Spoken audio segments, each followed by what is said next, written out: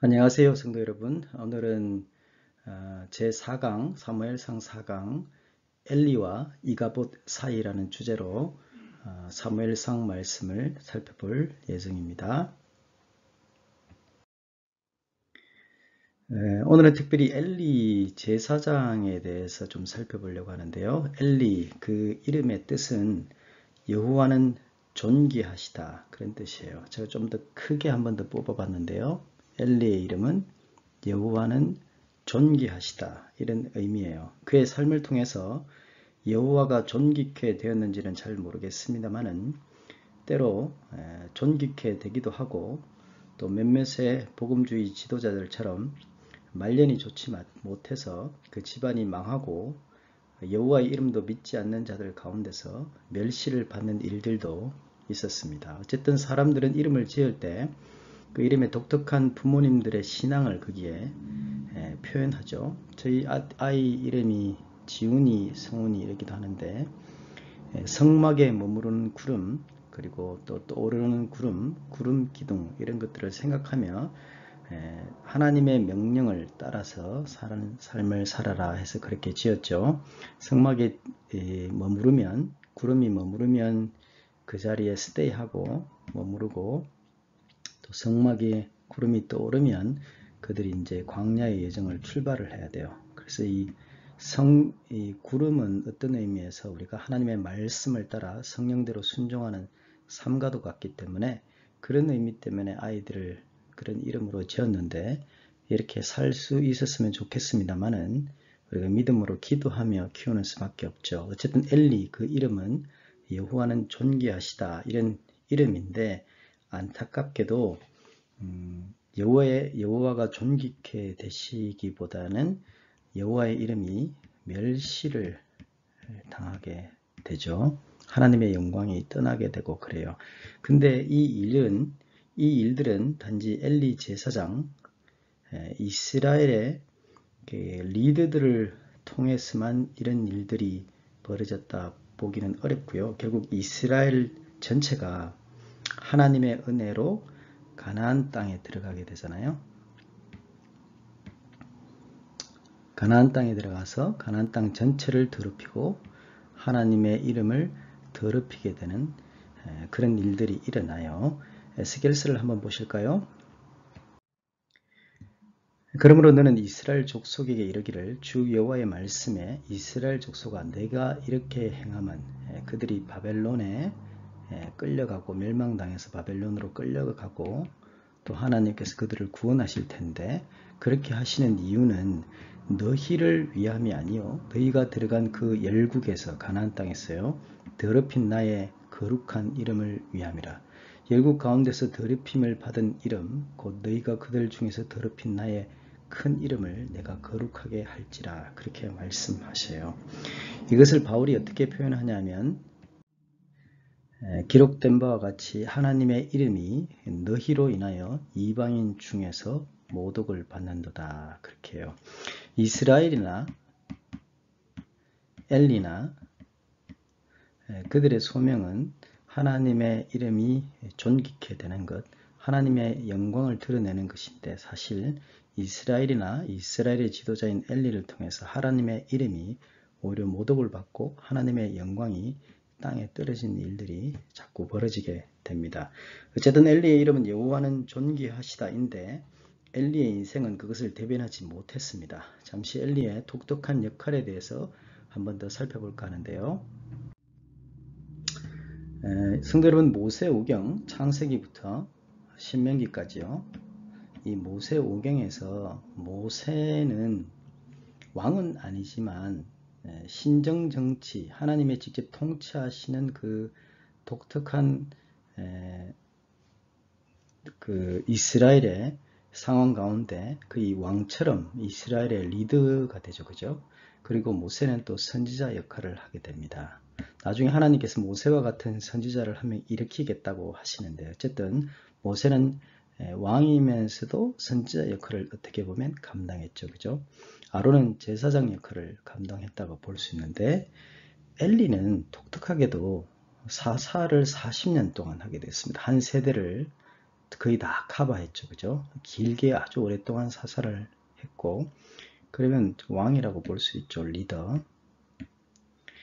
엘리는 또한 사무엘상 1장 3절에 의하면 제사장이었어요. 실로에서 제사장 역할을 하고 있었는데, 실로에는 하나님의 언약궤가 있기 때문에 상당히 막중한 역할을 감당하고 있었어요. 그리고 엘리는 어떤 면에서도 선지자예요. 선지자. 물론 그 시대 때는 여호와의 말씀이 희귀하였어요. 사무엘에게 하나님의 말씀이 임하게 되고 사무엘이 나중에 선지자가 되는데, 어쨌든 엘리를 통해서 하나님께 사무엘이 어떻게 응답하여 선지자가 되는지 엘리가 가르쳐 주게 되죠. 그죠? 어떻게 보면 그래서 엘리는 왕이면서도 제사장이면서 선지자 역할을 감당했는데, 성도 여러분, 예수님의 삼중직이 무엇인지 아시죠? 기름 부음 받은 자로서 예수님은 왕이시고 대제사장이시고 또 참 선지자이시죠. 다윗의 족보를 이어받은 왕이시고 멜기세덱 반차를 쫓은 대제사장이시고 그분은 또 참 선지자이기도 해요.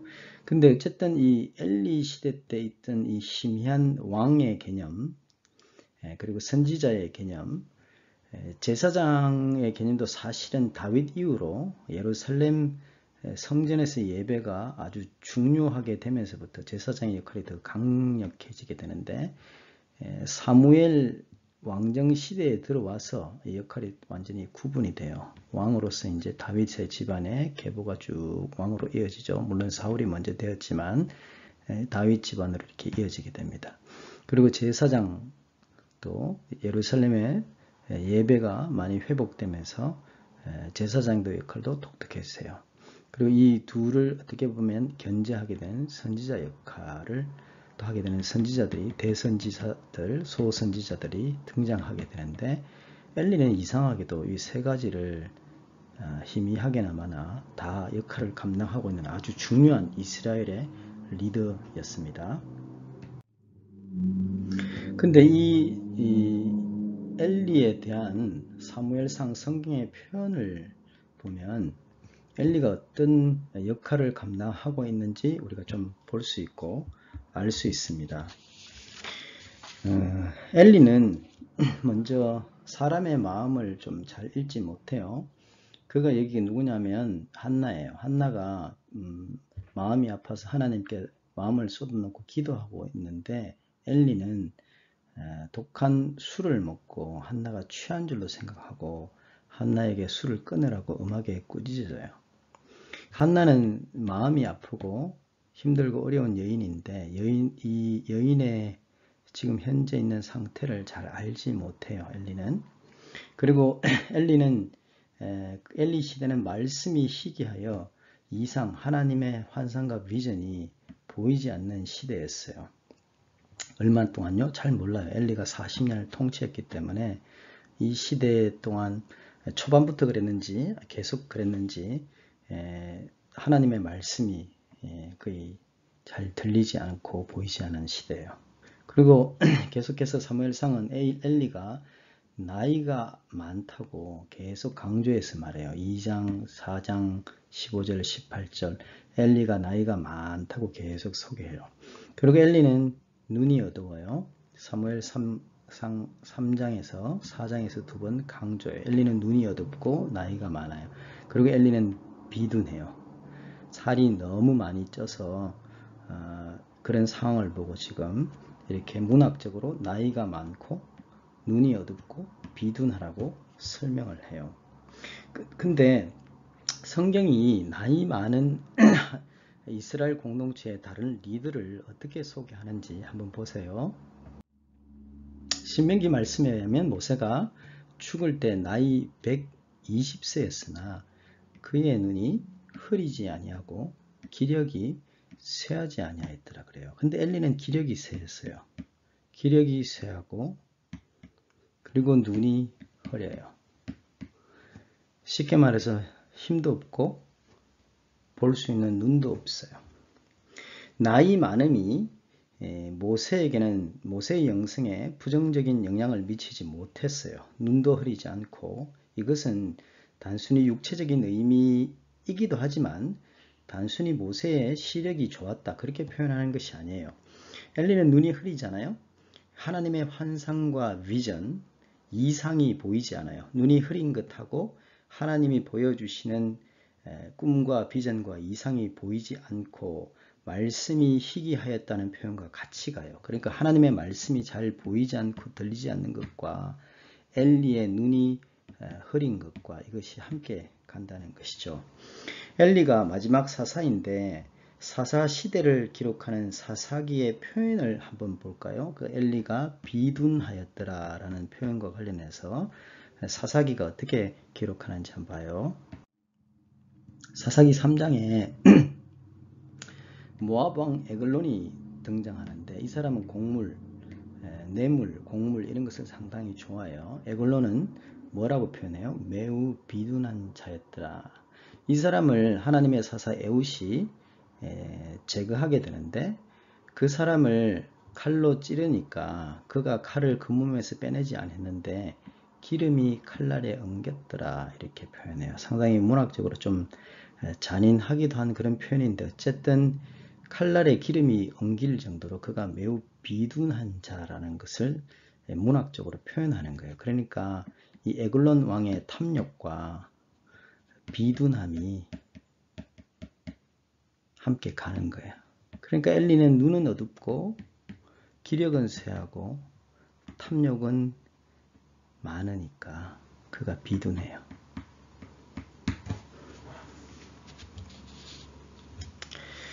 하나님의 궤를 언약궤에 대해서 말하게 될 때 엘리가 어떻게 되는지 그 마지막 엘리의 결론을 한번 봐요.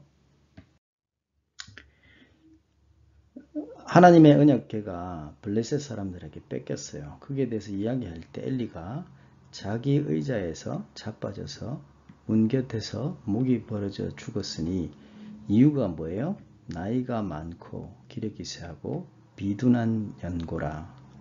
그가 이스라엘 사사가 된 지 40년이었더라 라고 엘리의 마지막을 사무엘상이 그렇게 기록해요. 영성이 지쳤어요.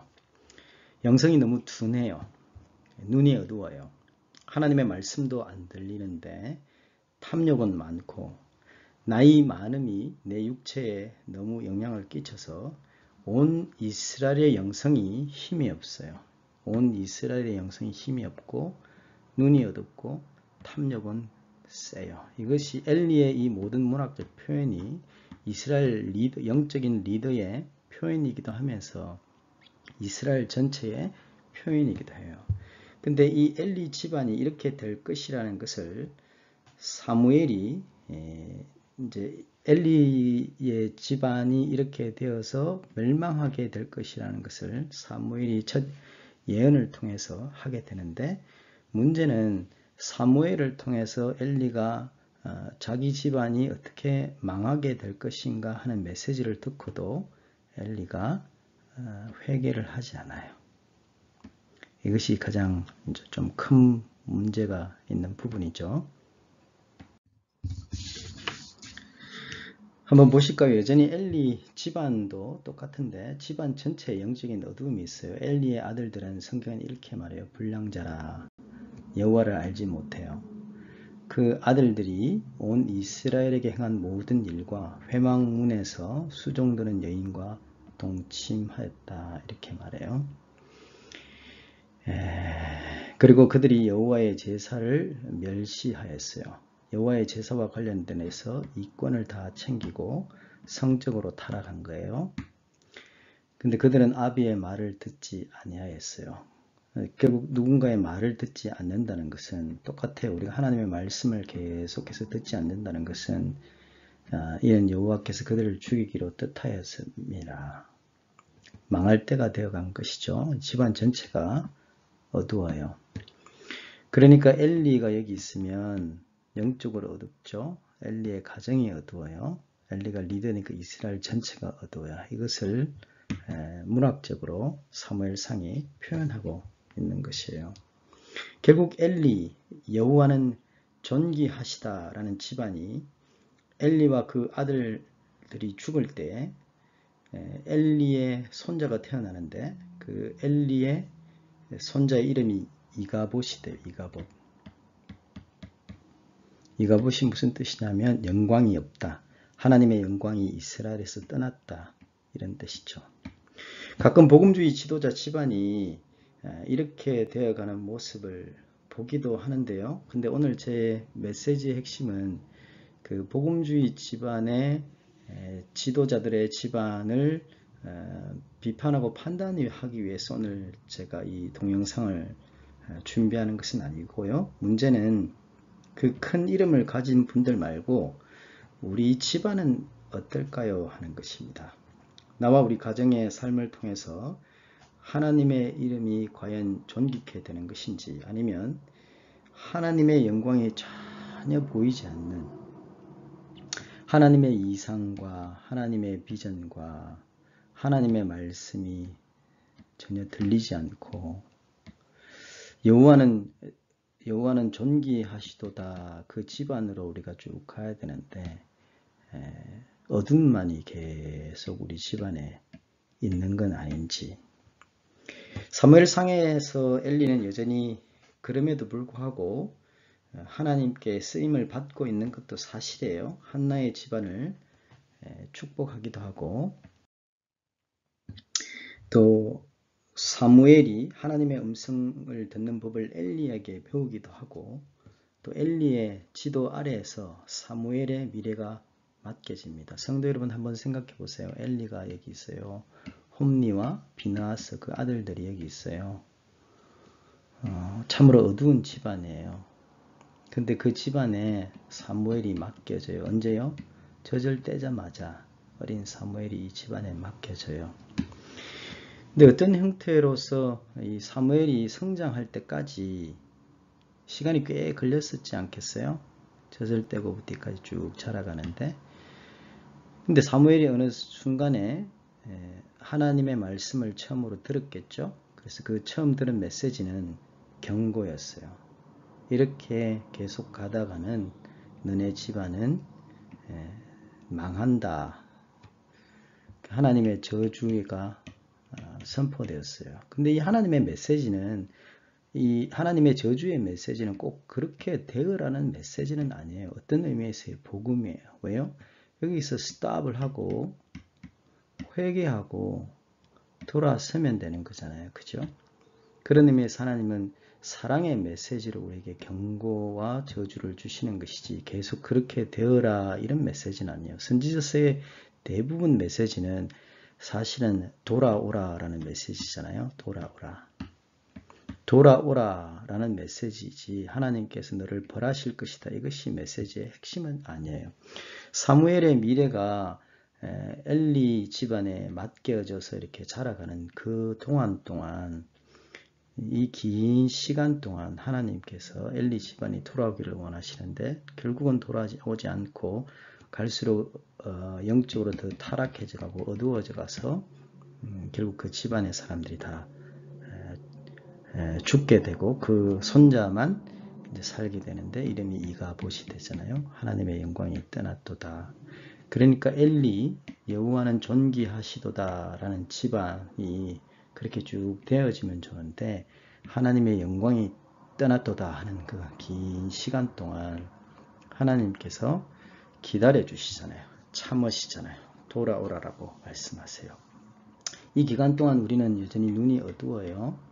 탐욕이 많아요. 하나님의 말씀이 좀 잘 안 들려요. 근데 이 기간 동안 이렇게 긴 시간 동안 참아주시고 사무엘을 통해서 말씀해 주시기도 하죠. 우리는 듣고 주님 앞으로 돌아와야 돼요. 엘리에서 이가봇으로 갈 동안 이 오래 참으시는 하나님을 기억하시면서 성도 여러분 하나님의 영광을 위해 사시는 성도들 되시기를 예수님의 이름으로 기도하고 부탁드리고 또 한국 교회의 지도자들과 또 저를 위해서도 기도해 주시기를 간곡히 부탁의 말씀 드립니다. 감사합니다.